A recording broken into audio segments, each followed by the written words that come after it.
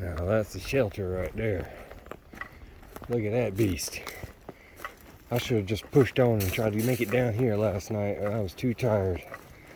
This would have been the place to stay. Look at that. That is awesome.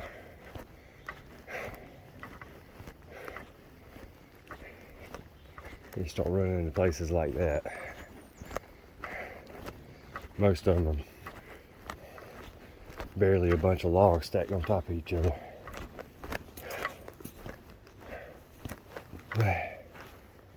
If you get to one, last night I was camping on the dirt. I mean, it's not that much different construction, but it still looks nice.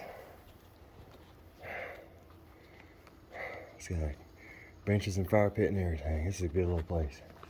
We'll take a break here for a minute and get all these hot clothes off now that it's warmed up and get back on the trail. Mexican food is calling. We only got about 10 more miles.